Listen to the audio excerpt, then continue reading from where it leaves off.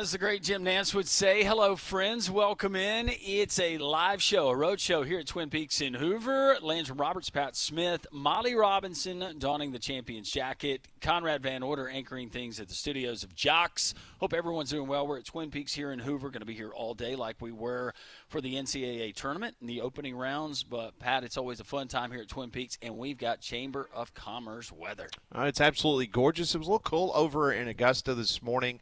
Temperatures around 73, 74 degrees over there in the state of Georgia. The rest of the weekend looks absolutely fantastic as we get ready for a spectacular-looking tournament as they're already on the course and some good scores that's already been posted. A lot of red up on the big leaderboard. Yeah, a lot of red. I saw early on Patrick Reed was 3 under through 2 holes. So one of everyone's favorite villains on the golfing circuit is showing out, but he's very familiar with this course, this tournament, because he is the owner of one of those green jackets. He sure is. So we will spend a lot of time, obviously, talking about the Masters. Hopefully you can come and enjoy some great libations, great food, and hang out with us here at Twin Peaks in Hoover. We'll be here until 2 o'clock. Tomorrow on the program, we're looking really excited about this. We're going to talk to Alex Golish, the head football coach of the Auburn Tigers. He'll be on the program at 11:30, and this morning was practice number 10 down on the Plains, and media got an opportunity to watch 30 minutes of practice, which, man, that's gold. Not 10 minutes, not 15, but 30 minutes of practice down on the Plains, and some of the reports that they were obviously posting this morning. Edge rusher Chris Murray back for his first day of padded practice. He was wearing the number 30 jersey. Alex Golish said he won't do any offensive or defensive work this spring, but today he was in the first time in individual drills, so that's good for Chris Murray. Tristan Tia was the number 2 quarterback today for the Auburn Tigers in individual drills. Offensive tackle from Alabaster from Thompson High School via Michigan State, Stanton Ramil, he worked inside and appeared to do less work than he did on Tuesday. He did not participate in any offensive line drills. Freshman receiver Deshaun Spencer was out there with the first-team offense. When they were leaving, Golish talked to him up a ton last week as a youngster with a lot of flash. Another first-team rep today for running back Bryson Washington.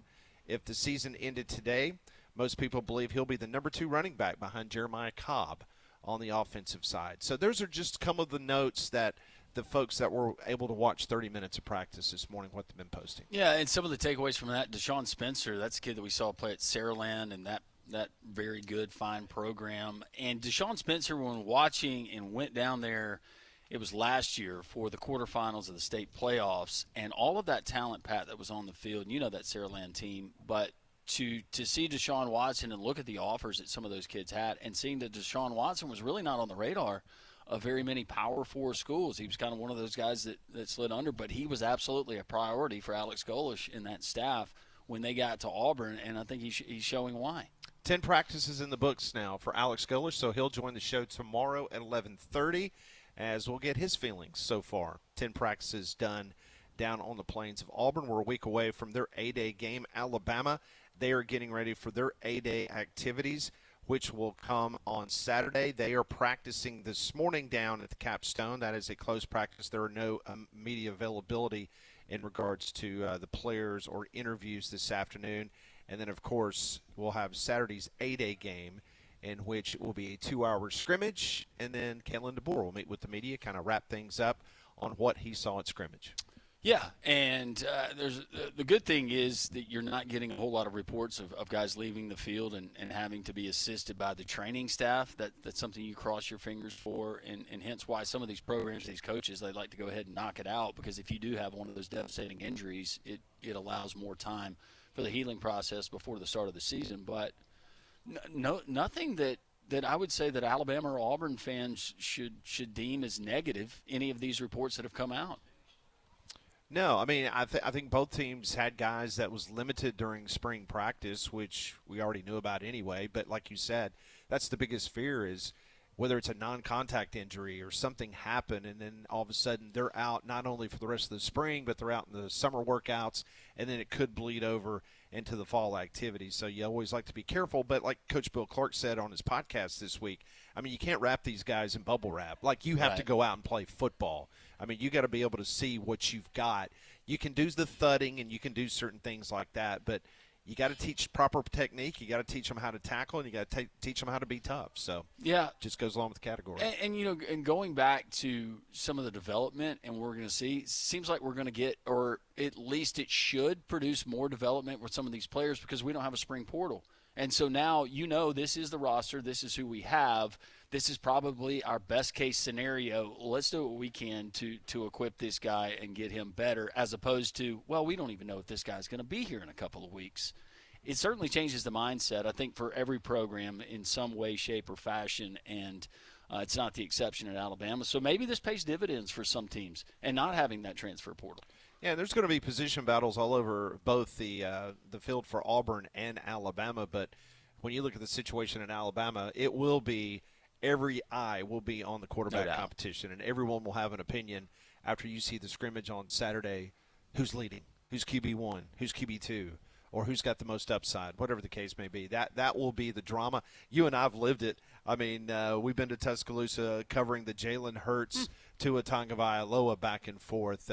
Not saying it's going to be as competitive as it was a few years ago with those two guys, but my goodness gracious, right now there's not a lot of separation based on the people I talked to. Well, it's Keelan Russell, and everybody's seen glimpses of him, but this kid, he definitely certainly has the highest ceiling. He can be a phenomenal player, but right now for Kalen DeBoer going into year 3, you have to be thinking about, all right, what is our best chance to get to whatever he foresees in his mind. He wants to win every game, but what's given us the best opportunity to win? I think the most beneficial thing, though, Alabama in this quarterback situation, Pat, heading into the season, is you look at the first part of that schedule. That gives you a little bit of wiggle room where you can tinker and you can platoon at that position and try some different things. I think the schedule allows it. Yeah, there's no question about that. So we'll keep you posted if we get any reports during the program on what's happening with Alabama's practice.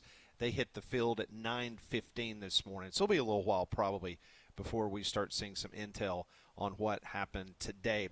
I was listening to Conrad and Damian this morning, and Conrad, you guys had a very interesting stat that the Field of 68 had thrown out. Not a lot of new news from the basketball transfer portal for Alabama and Auburn, but I thought it was extremely fascinating, the numbers that you gave out this morning on your show in regards to what those numbers look like if you're going out trying to get certain position guys in college basketball. Yeah, so we have a lot of fun with this during the football portal, right? Because we spend a lot of time. What does an offensive line cost you? What is a defensive edge rusher? How much are those guys going for? And I think these numbers maybe they won't surprise many people, but I think they'll surprise some. So this was from the Field of 68. They polled a group of Power 4 head coaches, GMs, and assistant coaches to get these numbers. So we'll start off on the low end. All right, if you want one of the higher-end wing players, right? You want somebody that can defend on the perimeter, knock down some shots for you from the outside. On average, that's going to cost you $2.5 to $3 million. Woo! That is the cheapest of the bunch. I was about to say that's the low end of everybody. Correct. Now, if you want a high-level point guard, so let's say maybe a Tahad Pettiford type. Aiden Holloway. An Aiden Holloway type. That's going to be $3 to $4 million. Okay. And then you want one of those big men. Like Aiden Sherrill. Correct. Like Aiden Sherrill, $4 to $5 million. Yeah. Ooh, wow. But this is what I heard. Talked about yesterday. Yeah. This is what I heard from a coach, that it's gone bonkers in basketball. $4 to $5 million for a big man. So, I mean, just think. Let's say, hey, we're Kentucky. We had a disappointing year this year. Let's go get a point guard, a big man, and let's go get a really solid 3. I mean, right there, if you bring in 3 new starters to your roster, you might be looking at close to $10 million for 3 guys. Well, they paid almost double that for what they got, and that was getting to a Sweet 16. That is true. And getting bounced. But more money doesn't necessarily – I mean, you can ask Auburn. You can ask Ole Miss. Yeah. $11, $12 million, that doesn't guarantee you anything. Not at all. I tell you what it guarantees you, looking for another job or a bunch of upset donors when you don't make the tournament. But Aiden Sherrill, that doesn't surprise me. $4 to $5 million. I mean, so if you go out and you get, okay, I need 2 guards. I need a shooting guard, and I need a guy that's going to be our guy, be our general. You're looking at $7 million just for those 2 players. Oh, yeah, we need another post guy. All right, well, that's going to cost you $4 to $5 million. So all of a sudden, you've got $11 million wrapped up in 3 players. Well, that's not even getting into, let's say you're, one of the higher end programs where you're bringing in 5-star kids out of high school. They're costing you a couple $1 million. I mean, the Devonsa kid got what, $6 million from BYU this year? Woo. And that's on top of what you're going to do in the portal? In all estimations, I think Nathan King, what he told us that Auburn's roster this year cost him $11 million. Is that what he said, 11 to 12? It was 11 to 12. Yeah. And Alabama's, we were told, 8. what, around 8? Yeah, I think that's going to so go up a little bit for So half of that's going to go both to Aiden schools. Sherrill next year. That's great. Well, and they claim Michigan did it at 11. Go sell that to somebody else. I mean, you and I both know the ballpark, what Yak's got. And then you just look at the You rest. throw in Cadeau and some of those other cats that they were able to get there, there's no way. Yeah, I'd believe 15. That's more palatable to me than 11. Yes. Especially after just cutting down the nets. Yeah, this is a lot I more need than that number to be higher to make sense of it all. I mean, that's just woo. Is this college basketball? Is this a? I wonder if the approach is, you know what, this could be going away very soon. This crazy money that our guys are getting. Let's just go ahead and let's go all in. Let's demand the world. Well, there are people that you and I both know that make a lot of money, and they love their colleges and they love their sports teams. But there's a reason why these people are successful business people. They don't throw good money at bad ideas, and you just have to wonder at what juncture. And I'm talking about, I mean, you're going to have your 5 or 6 programs that's going to go all in basketball-wise, right? But you just wonder about the rest of them, because the rest of the Southeastern Conference is not going to do that. I mean, you might have your Kentuckys. I would say maybe in Arkansas. I'm talking about really going above board. Maybe now Florida, because they got a national championship 2 seasons ago. But I just, once again, it goes back to the whole sustainability thing that we talked with Trey Wallace yesterday. I just don't see people continuing to throw money at this. No, I don't either. And somebody that we know who's got a lot of money and strokes a lot of checks. I asked him one day, I said, would you ever entertain the idea of paying a player for a season and throughout, it was a couple of million, $3 million. He said, absolutely not. And he said, especially now when I can't even guarantee that, number one, how's he going to perform? Right. But number two, he's probably going to be out the door next season. And he said, that's going to be a tough pill for me to swallow. He said, no, I would rather invest in a building or something else. Yeah. That's going to be a lot longer lasting than taking a chance on a 19, 20-year-old kid that you don't know from Adam, and you're going to stroke a check for $3 million. Well, I'm really good at spending other people's money. Yeah, I am too.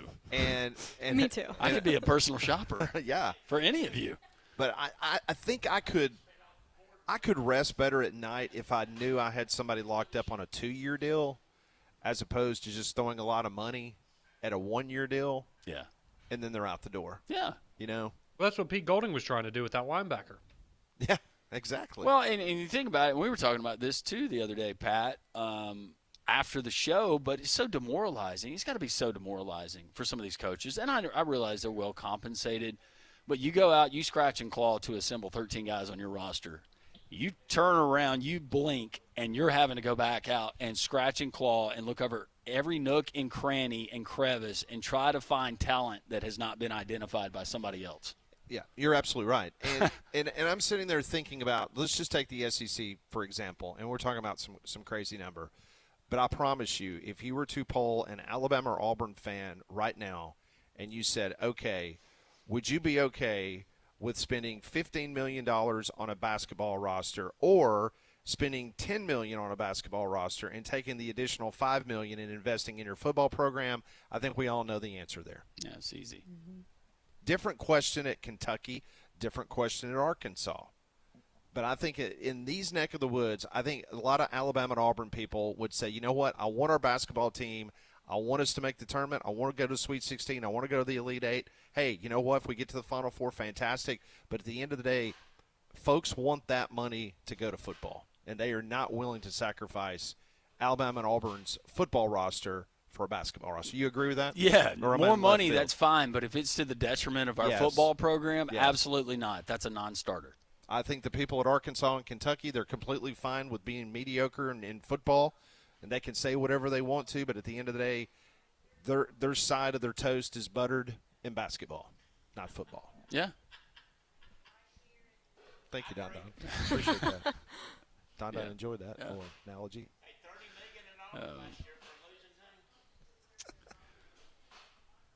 Don. We're live at Twin Peaks. We're in Hoover. You can join us. We're out here on the what would we be? This would be the Veranda? It's a nice name. the northeast Veranda? practice green. Yeah. That's good. When you walk in to the front of the restaurant, all kinds of Look, specials that golf they're cart. running Look, today. golf cart They in got the parking lot. Oh, Someone yeah. drove their golf cart up here. That See is it. amazing. They sure did. That is very What cool. an icon. If he had clubs on the back, it'd be even cooler. Oh, I should have brought mine. What if he just pulled out his 9-iron? Started chipping on the concrete? Yeah, and dropped the ball right there in the parking lot. Hit it right at DSW. That'd be great. Yeah, it'd be entertaining. Yeah. The next 30 minutes when Hoover shows up. I think that guy's maintenance. I think that's his golf cart. It is. He's a Around maintenance here. guy, but I thought somebody had just jumped in their cart, fired up for the Masters, came from a local neighborhood. yeah, just drive over the hill. Hey, guys. Come see us. Now, if you want to show up and you can street legally do it in your golf cart, you can join us at Twin Peaks. They got the $3.97 Bud Light Budweiser draft and the 22-ounce teeth-chilling glasses. And also they got the Stella and what else have they got over there, Pat? The $6. I can't read it. Yeah, Crown and Coke. Yeah, Crown and Coke. All right, good old standby. Join us. We're live at Twin Peaks. Got a big show on tap as well. It's a Thursday three-man front right here on Jocks.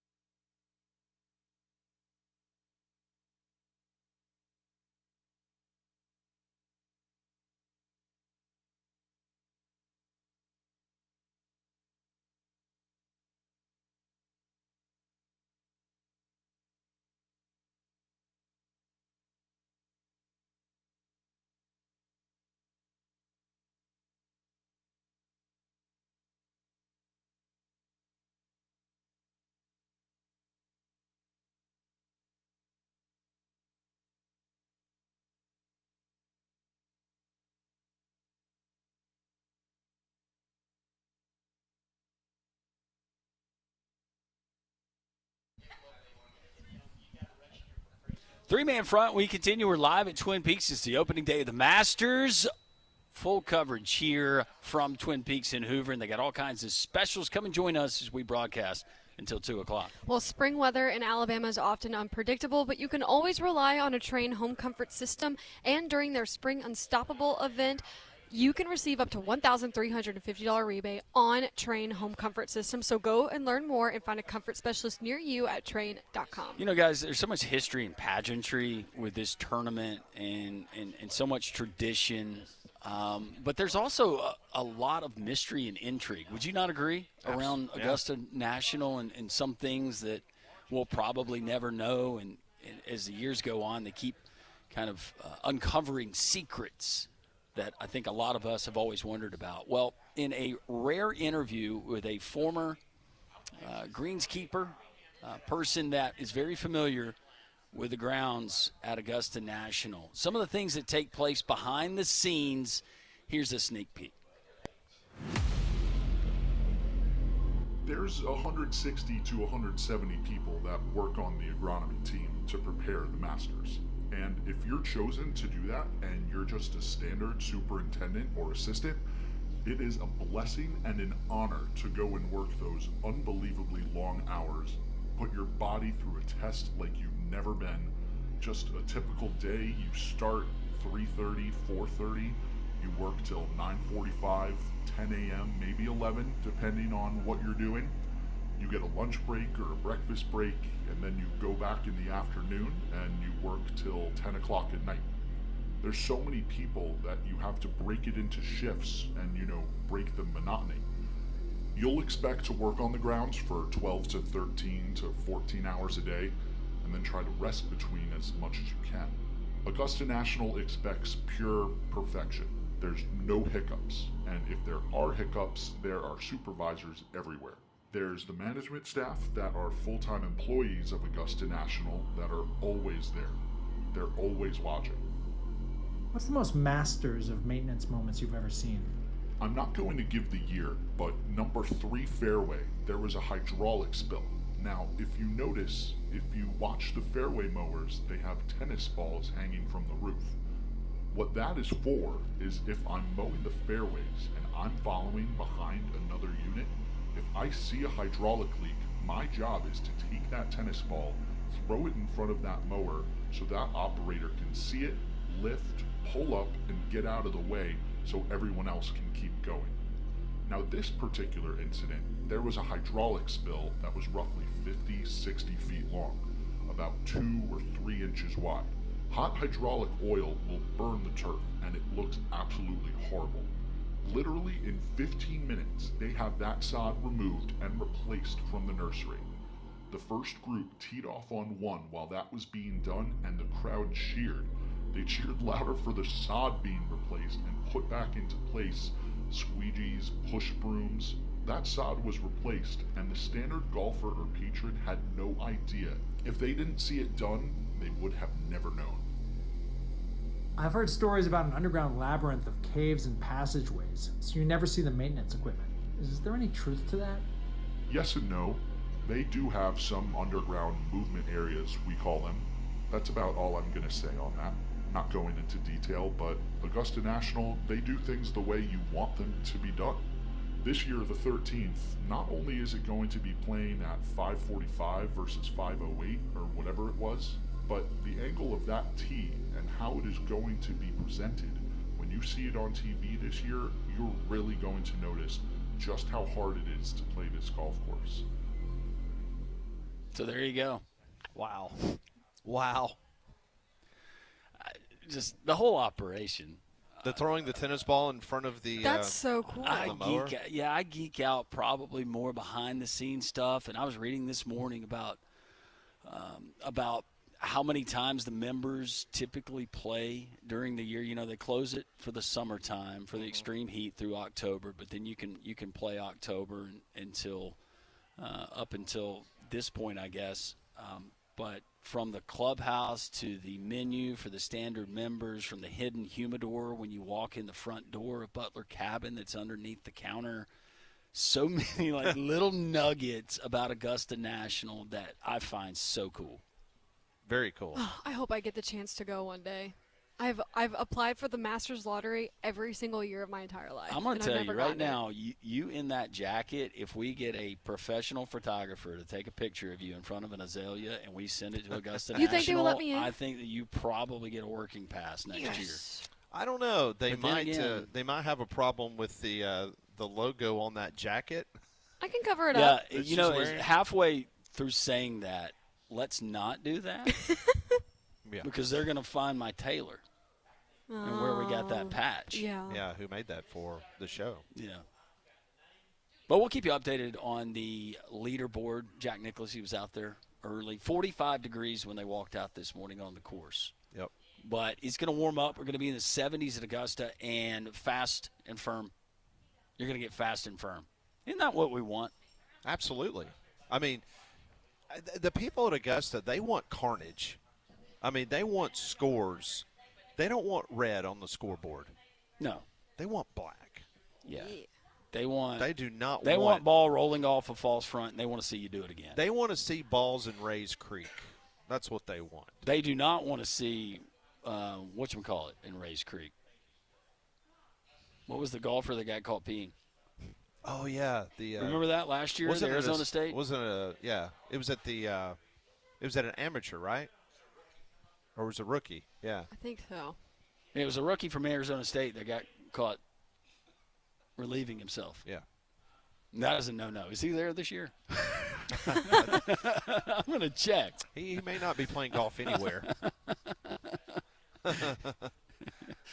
All right, so a rough start for the defending champion as Rory Rory? McIlroy. Yeah, he got a par, then Saw a that birdie, smoked trout that he served. but then he got a bogey. So he's at even through 3.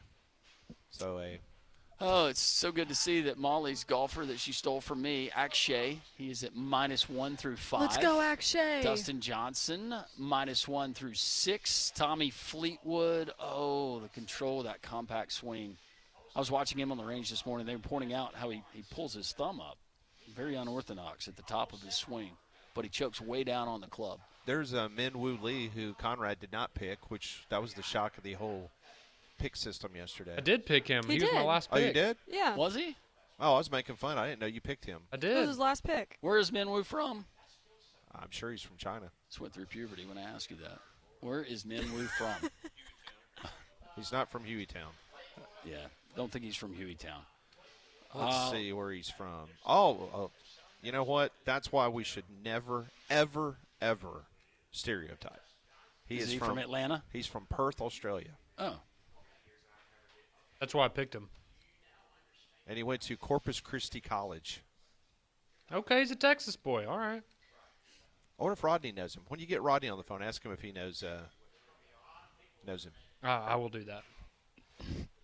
we'll keep you updated on other notable groups that are going to be teeing off, and we'll keep you updated on scores. All kinds of specials we got at Twin Peaks. We got specials right down the road at the Garage in Pelham.com. That's the website to go to. Local owners from the area, they live here in the community, and they've been in business for years. And when you call, you're going to speak to a staff member on site like Robert or Richie. They have a professional, clean lobby when you walk into the Garage in Pelham. But right now, they're stressing to you because the weather is warming up. They got a $40 off AC check coupon there at the homepage for AC diagnostic service machines that are brand new. They can handle even the newest refrigerants. It's certainly worth the short drive, located off Highway 31 right there in Pelham.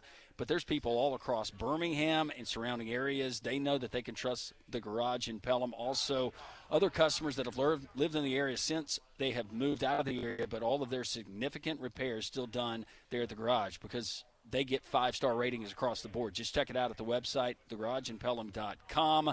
Guys, don't worry about your wife, your daughter, your significant other going in, dropping off their vehicle, and feeling uncomfortable. They're not going to get that. These are great human beings. They're going to take care of you, your family, and your vehicles. It's the Garage in Pelham, thegarageinpelham.com. Always tell Robert, Richie, and Bob that Landrum from Jock sent you. We are live at Twin Peaks in Hoover. Doors officially open up at 11 o'clock. We are up on the back veranda. You can come on up, and they're going to let you in up here with us. We've already got 4 or 5 listeners here. you can join the fun. We'll be here until 2 o'clock. This is Three Man Front on Jocks.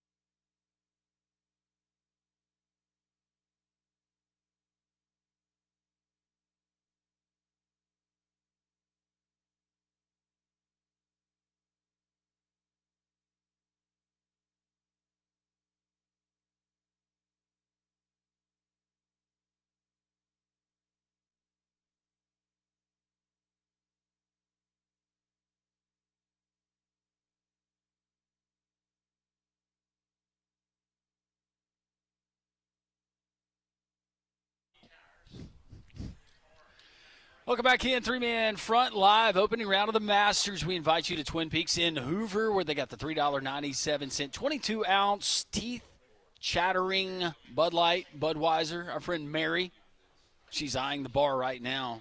Mary might be getting started a little bit early today. Mary. Pat. You know the Masters, it does things to Mary. Mary gets excited. She lets her hair down. So glad to have Mary and a lot of our other great Jocks listeners that are already hanging out with us at Twin Peaks. We're going to broadcast until 2 o'clock. Well, the weather is warm outside. I was out in the yard late yesterday evening, and I noticed that I was completely happy. Nothing was stinging me, biting me, crawling all over me, and the reason why our friends at Stark Exterminators. Stark Exterminators, they've been family-owned and operated for over 62 years right here in the South. They're going to take care of you. But mosquitoes, ants, roaches, all of those things, they may have a place somewhere in God's ecosystem, but they don't belong inside of your home or on you. Call Stark today for the free home or business pest inspection, 855-STARK now, or go to starkexterminators.com. When you do, one of their professional team members set up that appointment, come out to your home, your place of business, address any current issues and any issues that might come up down the road. Once again, 855-STARK now, or go to starkexterminators.com. when you do, always tell them Landrum from Jock sent you. So, earlier we were talking about the leaderboard, and most people over at the Masters, they want it to be a very competitive tournament. So, pin placements, the stimp meter, all that stuff, very important. They do not want to see a minus 30 to win the championship on Sunday. Unless it's Tiger and it's wet conditions and he's flag hunting. Yes, then that's a completely different animal. Yes. But I was looking at some stats last night, and of the 50 courses on tour, on the PGA Tour last year, the average round score in Augusta at the Masters was the 7th toughest on the tour. Ooh. That surprised me. Wow. I thought it would be a little bit tougher than that, but it was the 7th toughest last year on the PGA Tour. There's 18 past Masters champions in this year's field. The average score since 1934 of every golfer that has played a round of golf competitively at the Masters, what do you think the average score is? Average score? Since 1934. Oh, goodness. 1934. Yep. I'll say plus 3. So that would be, for those scoring at home, that would be a 75. Yeah. Because it is a par 72. Yeah, so 3 over. Okay, so you got 75. That feels right, because it doesn't feel like that's kind of around the cut line. That's Yeah, exactly what I was going to say, Landrum. Yeah. All right, so Conrad and Landrum both have 75. I'll go 76. 74. Oh, Oh. 74, really? Since 1934, the average score for a round of golf played competitively in the Masters golf tournament is 74. So what you're telling me is since 1934, technology has really not helped to defeat Augusta National. No, not at all. It'll be very interesting today because Bryson DeChambeau, speaking of technology, he told ESPN on Wednesday that he'll play with a 5-iron that he fabricated himself with a 3D printer. Okay, how do you do that? I don't know. I'm really curious to see how that goes I for thought him. surely either Conrad or Molly would be able to tell me that. No offense, Pat, but that doesn't seem like your wheelhouse. It's not mine. No, I don't have a 3D I mean, you can make printer. all kinds of things with 3D printers now. Oh, yeah, you can make anything. Like what? I mean, Anything. just about anything. Yeah. So I'm just thinking about a standard printer. Maybe I've never seen a 3D printer. It uses I don't know what it's called, but it uses like a wire sort of thing, and it prints in layers, like very, very, very small layers that just stack. And you have to do it in like a software, like the designing of what you want to print. Yeah, they Okay. had one in They're had very one at fascinating. Alabama when Yeah. I was there. All right. You couldn't just go and use it, but they had No, yeah. So he is making, what did I say, a 5-iron? Yeah, a 5-iron that he fabricated himself. Now, the U.S. Golf Association, they'll have to approve DeChambeau's clubs before they are used in competition. So I'm not sure. I haven't seen yet on any of the reports. We got all the TVs going, whether that has been approved or not. But it'll be fascinating to see. Yeah, I was watching him on the radio this morning. Just, golly, man, the way that he swings. I mean, it's a workout before he gets on the course. Somebody just texted me and told me that you can make a gun with a 3D printer. Yes, you can that is correct. pretty much make anything. That's scary. That is very scary. Oh, wow. I was watching Because him I on the know range they've this had morning, problems though. with law enforcement before. Because like the switches that you can put on handguns to make them fire quicker than they're supposed to. Yeah. They have had problems where people were able to make those with 3D printers because I think they're illegal to buy those. But you could, that was a problem at one point. Wow. If you're looking at the first round today for, let's say, betting purposes, or perhaps if you are playing in some type of fantasy golf league for this tournament, whatever the case may be, I'm in a pool. the first round leaders since 2021, the average score on the first round was 65, whoever's leading. So 7 under par. How about that for the first round? Justin Rose had a 65 last year. Of course, he lost in a playoff to Rory McIlroy last year. In 2024, Bryson DeChambeau, he was at a 65, but Scotty Scheffler ended up winning it. In 2023, Victor Hovland, John Rahm, and Brooks Koepka all had 65s after day one, and John Rahm ended up winning of the three.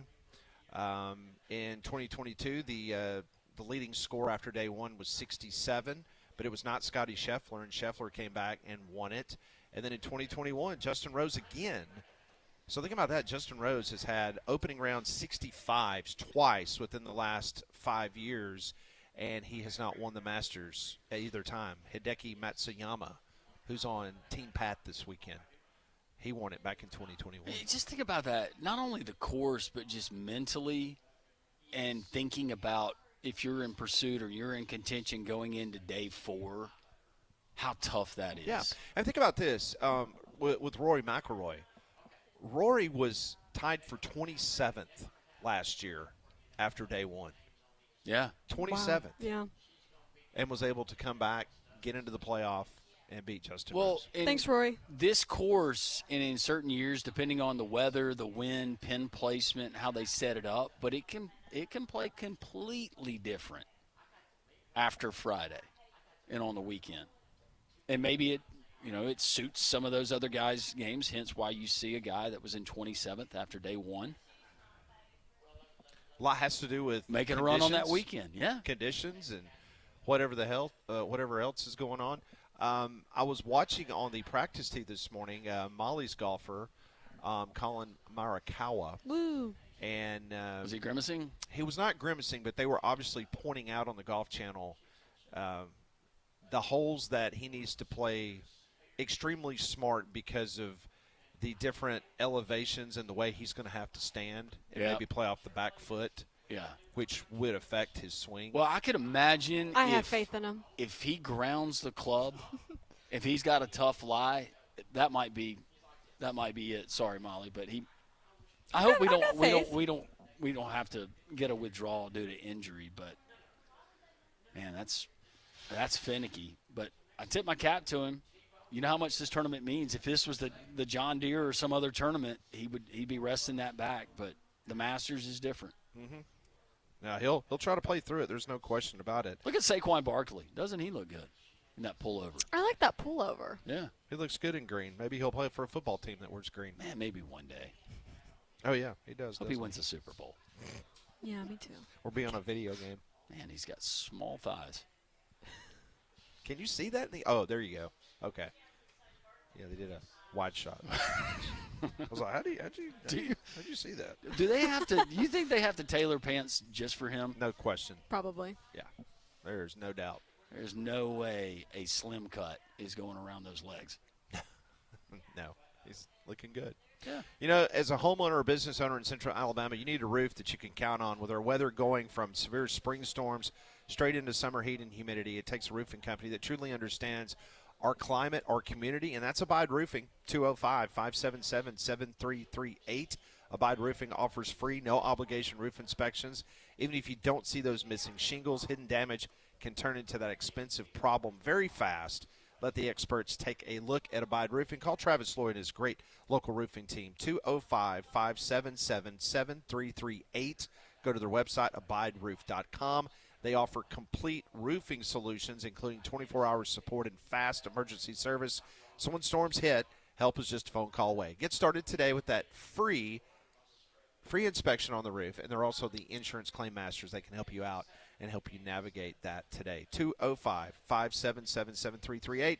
That's Abide Roof, abideroof.com. Right now, Masters leaderboard, Kurt Kitayama, Patrick Reed, Tommy Fleetwood, all on top at 3 under par. You got Jose Maria Olazabal at 2 under. Sam Burns, the pride of LSU, he's at 1 under par, along with Nick Taylor, Dustin Johnson, Ashke Batia, and my guy, Xander Schauffele. We'll keep you updated. We're live at Twin Peaks. It's the opening round of the Masters. You don't want to miss it. Join us here today on this beautiful Thursday on Jocks.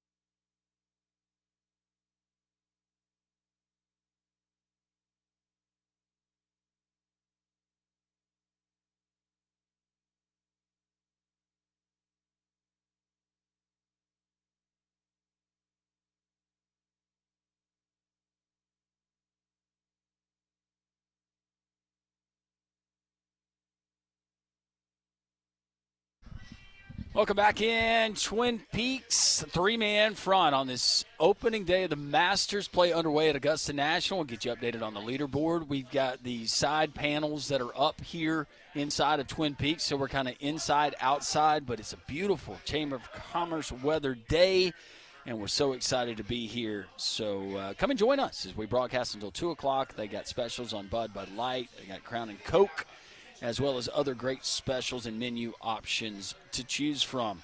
It is time for our Braves history. This day in history with the Atlanta Braves, presented by our friends at Braves Vision. Did you know, way back in 1980, 2 days after opening season, the Durham Bulls home uniforms were stolen? Braves minor league director Hank Aaron sends the team a set of used Braves uniforms. That was probably a treat for the guys at Durham, I would think.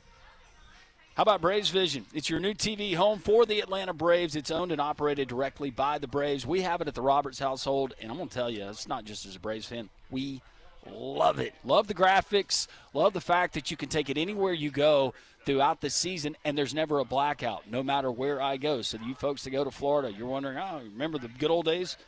Fox Sports Southeast. You don't have to worry about that with Braves Vision. Also, Braves Vision is available here in Birmingham on DirecTV, channel 645, Xfinity, 1254, UVerse, 1730, and Spectrum, 330, 413, and 1413, and as well as Fubo. Check them out. Braves.tv subscriptions available, $19.99 a month, only $99.99 for the season. That's just 70 cents a game. Find out all your ways to watch and get more info at braves.com/watch. Speaking of the Braves, last night, or actually yesterday afternoon, they wrapped up the 13 games in 13 days. Pretty amazing. They went out on a winning note, 8-2 against the Angels. Matt Olson hit a 2-run go-ahead homer in the third. Drake Baldwin connected on his major league leading 15th RBI with a single in the 6th inning. Now, before the game, word got out that Lopez was going to be suspended 7 games for his role in Tuesday night's brawl with the Angels. He appealed, and guess what? He won, which was expected. He now will only be required to sit out 5 days on the schedule. Atlanta now 8-5 in the National League East. That is a half game in front of the New York Mets and the Miami Marlins. Braves are off today. Braves right-handed pitcher Bryce Elder, 1-1 with a 0.00 earned run average. He will start Friday night against the visiting Guardians. And how about this little fun stat? Those 13 games in 13 days, a lot of people said that would put a lot of stress on your pitching staff. Well, Major League Baseball best ERA with a 2.03 with 3 shutouts for the Atlanta Braves. And Conrad, you remember how Landrum was so worried about his pitching staff? Oh, yeah. That? 2 weeks into the season, best pitching staff in Major League Baseball. Go figure. Well, I'll always have these 2 weeks, guys. If it all goes south from here. No, the bullpen has been great. You know, it's pretty. Listen, you're doing things right when Chris Sale is the statistical worst pitcher in your rotation. He's got the highest ERA of anybody on that staff. Yeah, why are we paying him so much? I think he needs to be demoted. Then we go down and play Gwinnett. No, pitching's he needs to get things straightened out. Pitching's been really, really good. Kenley's been good as set up, and of course Suarez, what he does, and so far, my boy Iglesias is looking like the Iglesias that we got a few years ago. Hey, we helped you out. We took 2 out of 3 from the Nationals. Thank you very much. Yeah, you're welcome. Put them in their rightful place. Listen, right there we have helped you out. We took 2 out of 3 from the Mets. Yep. We took 2 out of 3 from the Nationals. Yes. And we took out the Marlins for you. Hey, and by the way, Conrad, I just want to throw a little smack your way. What have you done, Molly, and your Tigers? Oh, we've been awful. We need to help us. Well, me and you are going to do a little smack around on Conrad and Molly because as of today, the National League is 42-30 against the American League. Boom. Suck it, AL. I feel like that applies more to Molly's squad than the one that I root for. But Well, we won 2 of 3 against the Cardinals, so sorry. Why are you bringing up old stuff? It was like last week. It's like the only good thing that's happened to us so far this season. What is it? Is it a hangover from the run last year? What's I guess going on, so. Molly? We've been bad, though. You Playing the guys. Twins right now, we're probably going to get swept. I say it's cold weather. Or that. I just never understand why these upper Midwestern teams that play outside, why are you playing any home games the first 2 weeks of the season? They're just built different.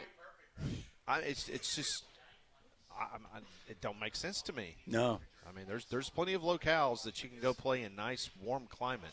32 degrees is no way to start it. Remember the Braves had to start? They played the White Sox, and it was 31 degrees And and it was snowing. Snow, Oh, yeah. Mm-hmm. That's not baseball weather. No, not at all. That's curling weather. Let me ask you a And question. hockey. When last time you were over at the Masters, did you use one of the payphones? Yeah, I've used the phone before. You can call internationally as long as you want. Really? Yeah, you That's could. really you cool. You could call your aunt or your aunt, whatever you call her, in Australia, and stay on the phone as long as you want. Yeah, that's what you get there. But you can't take your phone in, so Right. that's obviously why they have that. I bet that drives people crazy. Coming up next, though, three-man front, we will go live to Tuscaloosa, Alabama. Rodney Orr, Tider Insider, will get his feelings, his thoughts, predictions on what potentially is going to be happening tomorrow. Not tomorrow. Tomorrow's Friday. Saturday, as A-Day kicks off in Tuscaloosa. Why does it feel like Friday? It does feel like It does Friday. feel like a Friday. If only it was. Yeah. This is three-man front. We are live at Twin Peaks. Come on out and see us. We're live in Hoover.